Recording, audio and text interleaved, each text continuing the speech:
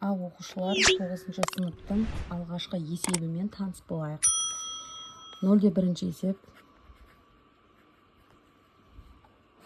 Енді бірінші есепте бізге көрсеткен бұл жерде 0,5-ті түбірдің астындағы 256-ға көбейтуіміз керек. Насанды, яғни біз түбірден шығаруымыз керек. 256-тан бізде 16 шығады. 0,5-ті көбейтеміз 16-ға, сонда бізде 8 шығады. Ал келесі екінші есепті аламыз. Минус көбейтеміз түбірдің ішіндегі 0,64-ге. Бұл деген сөз минус 5-ті мына түбірден бізде 0,8 шығады. 0,8-ге көбейтеміз. Сонда минус 4 шығады. Үшінші есеп. Так, 0,3-ті біз көбейтуіміз керек түбірдің ішіндегі 9-дан 25. Енді 0,3-ті көбейтемін 5 шығады, мына жерде 3 шығады. Сонда бізде 2,5 шығады. Келесі төртінші есепке қараймыз. 0,16 және 2 көбейтілген түбір астында 0,04. Енді біз арқара не істейміз? Мына жерден бізде 0,4 шығады. Мына жерде 2 көбейткен 0,2 шығады бізде түбірден. Енді балалар 0,4-ке бөліп жіберсек бізде 1 шығады. Сонда бұның жауабы бізде 1 болады балалар. Енді 5-ші есепке келеміз. 4900-ді азайтамыз 289-ға. Бұл деген сөз 70-тен, мынадан бізде 70 шығады ғой, ал мынадан бізде 17 шығады. 17-ні азайтамыз 53 шығады бізде. Келесі 6-шы есепті аламыз. 0,107-ні түбірасты 10.000-ға көбейтуіміз керек екен. Енді және оны азайтуымыз керек екен түбірасты 36-дан. Ол деген сөз 7 азайтылған 6 тең 1 деген сөз. 7-ші есеп. Түбірасты 81-ден түбірасты 361-ді. Түбірден шығарып, оған 4-тен 1-ді қосуымыз қажет екен түбірден шығарып. Енді бізде 81-ден 9 шығады. 361-ден 19 шығады. 4-тен 1-ден 2-ден 1 шығады бізде. Енді 18-ге қосамыз 19-ды, оны бөлемін 38-ге. Сонда 37-де 38 келіп шығады екен балар. Келесі 8-ші есеп. Так, 1,16-тан 9-ға қосамыз 121-ді және 25. Бізде мынадан неше шығады? Мына жер алымы 25, бөлімі 16 болады. 25-тен 5 шығады, 16-тан 4 шығады.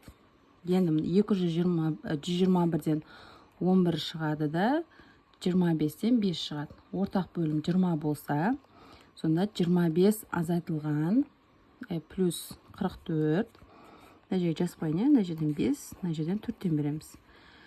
44 болады да, мына асты 20 болады. Сонда бізде келіп шығады 69 болады. Қоссақ 69-да 20, сонда 3,20-дан 9 шығады екен. Келесі 9-ші есепті қарастырайық. 2,81-де 7 болса, одан азайтады екенбіз 1 түбірасты 36-тан. Тең. Мына жерде бізде 169 болса, 169-дан 13 шығады да, бөлімінен 9 шығады. Мына жерден 1 шығады, мына жерден 6 болады.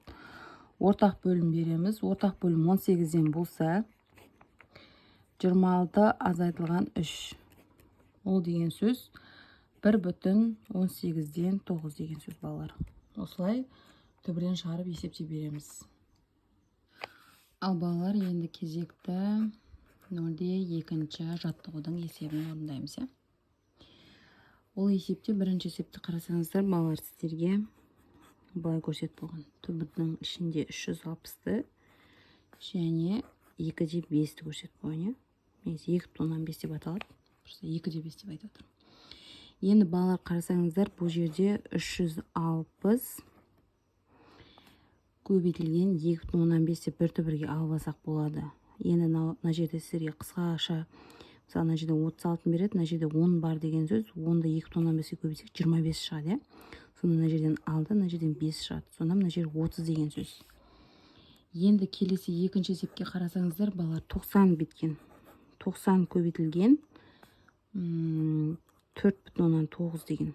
Енді мына жерде 9 көбейтілген 10 деп алсақ, 10-ды 4/9 көбейтсек бізде 7 болады. Сонда 9 көбейтілген 49 деген сөз да мына жерде.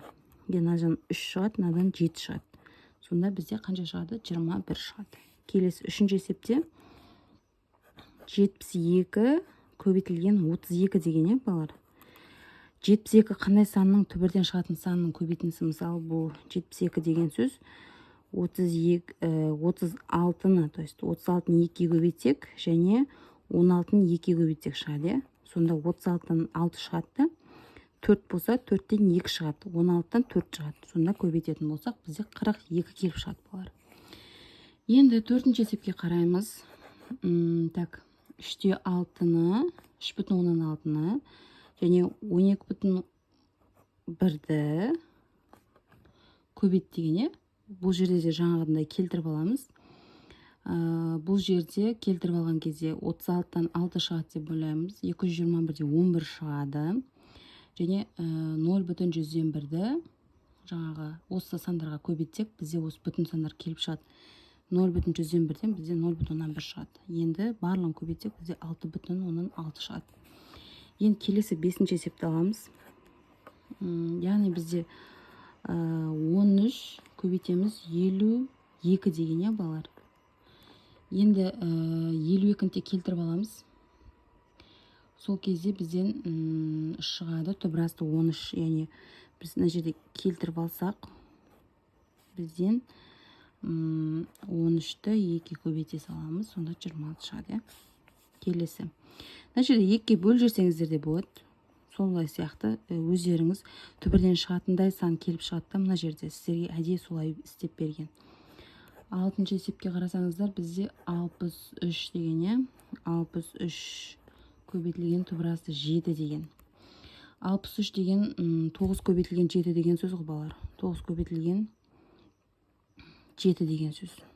Енді мына түбірасты 7. Бұл жерден 2 7 тұрса, 7 шығады деген сөз. 9-дан 3 шығады, сонда бізде 21 келіп шығады. Ал келесі 7-ші есепте